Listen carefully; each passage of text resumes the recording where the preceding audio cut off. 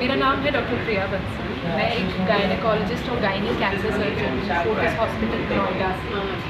इसका उद्देश्य, आपने अच्छा हुआ ये पूछा, इसका उद्देश्य है कैंसर, स्पेशली जो महिलाओं में हो रहे कैंसर होते हैं, जैसे कि बच्चेदानी का कैंसर, बच्चेदानी के मुंह का कैंसर, अंडाशय का कैंसर, इन कैंसर्स को किस प्रकार हम जल्दी डायग्नोस कर सकते हैं। और क्योंकि अगर हमने जल्दी डायग्नोस कर लिया तो हम इनको ट्रीट कर सकते हैं। सो कैंसर का हो जाना, इसका मतलब ये नहीं है कि ये डेथ सेंटेंस है, अब तो ज़िंदगी बची नहीं। कैंसर के लिए मेरे ऑपरेटेड पेशेंट्स 8-8, 10-10 साल तक जीते हैं और एक स्वस्थ ज़िंदगी जीते हैं, तड़पती हुई ज़िंदगी जीते हैं। क्योंकि आजकल कैंसर के सर्जरी द्वारा, कीमोथेरेपी द्वारा, रेडिएशन द्वारा और भिन्न प्रकार के नए एडवांसमेंट्स के द्वारा हम ट्रीटमेंट कर रहे हैं। रोबोटिक सर्जरी हम कर रहे हैं, दूरबीन द्वारा हम सर्जरी कर रहे हैं। कई तरह के ऐसे बिना सर्जरी किए वाले भी ट्रीटमेंट आ गए हैं, जिसमें आपको पूरी बच्चेदानी नहीं निकलवानी है, एक हिस्सा निकलवा के बच्चेदानी के मुंह का कैंसर ट्रीट हो सकता है। इस प्रकार की इतनी सारे चीज़ें आ चुकी हैं, क्या होते हैं, और जब हम इन्हें पहचान पाएँ तो उसके बाद इसके क्या क्या नए प्रकार के ट्रीटमेंट्स आते हैं। आपने जिस तरीके से अलीगढ़ में सेमिनार का आयोजन किया गया, क्या अन्य जगह भी आप सेमिनार कर चुके हैं इस तरीके के? हाँ जी, डेफिनेटली। अभी हमने शुरू की और भी जगहों पर, जैसे गाज़ियाबाद हो गया, या जो छोटे छोटे एरियाज़ हैं जहाँ पर कि पॉपुलेशन को उतनी अवेयरनेस नहीं है इन चीज़ों के बारे में, हम करते हैं। जिस तरीके से तो इसका कोई प्रचार प्रसार क्या सार्वजनिक स्थल पर भी करेंगे क्या? ये सिर्फ एक सिंगल डे इवेंट नहीं है।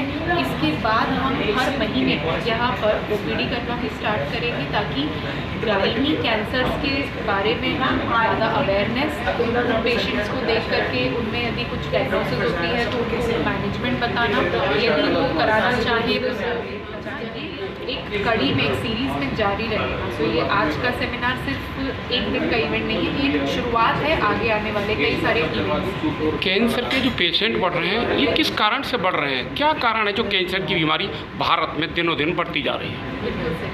तो 2018 के पहले तक कार्डियक यानी हार्ट अटैक, हार्ट डिजीज़ सारी ही पॉपुलेशन का लीडिंग कॉज ऑफ डेथ था।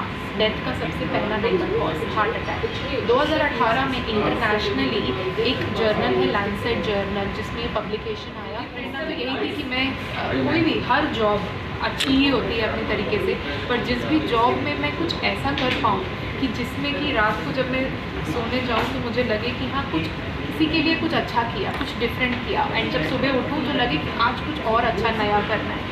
वो चीज़ मुझे इस फील्ड में बहुत अट्रैक्टिव लगी। डॉक्टर, कुल मिला के कहना ये लगा कि कैंसर लाइलाज और ख़तरनाक नहीं है, इसका इलाज है। बिल्कुल। तो इसके लिए आप अलीगढ़ में किस किस डेट में मरीजों को देखने का काम करेंगे? अभी हमने डेट्स फाइनलाइज नहीं किए हैं, बट यह महीने में 1 या 2 दिन रहेगा, और आगे आने वाले अगर आप लोगों का सपोर्ट रहता है तो कई big topics. First of all, I'll start with basic, the most undetected cancer, which is the ovarian cancer. 70 to 80% of the ovarian cancer comes in stage 3 or 4, which we all know. So this is a basic flowchart algorithm which we were following in UK in NHS. So what pointer? Okay, I'll show from here. Actual symptom of ascites and or a pelvic mass, then we know that something is for immediately to get a CT scan. But how about when these actual symptoms are not there? So what are the subtle symptoms of ovarian cancer? So there is already listed or frequent symptoms of, we say, I call it, B is for bloating, feeling of bloating. E is for eating problems like feeling full, loss of appetite. A is for abdominal pain or pelvic pain, you can say, and T is for toilet changes. So toilet में changes of urinary urgency, frequency. So if a woman is having these 4 symptoms more than 12 times per month, then you have to suspect ovarian cancer. Then the symptoms of unexplained weight loss can happen. You have to ask the weight loss symptom, loss of appetite, fatigue, change in bowel habits, as I said, comes here. So bladder bowel habit changes, toilet habit changes. So whenever ovarian cancer is suspected of these symptoms, you have to do a CA-125.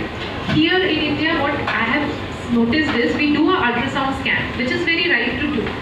only if there is a mass on the adnexus, at least a big rising CA125 will not miss, can miss 1 and 2 primary peritoneal cancers, though not very uncommon terms, can also happen with cancer. So CA125 to be done in these set of point I've learned. Then CA125, it is less than 35, then you have to check out what other things are going on.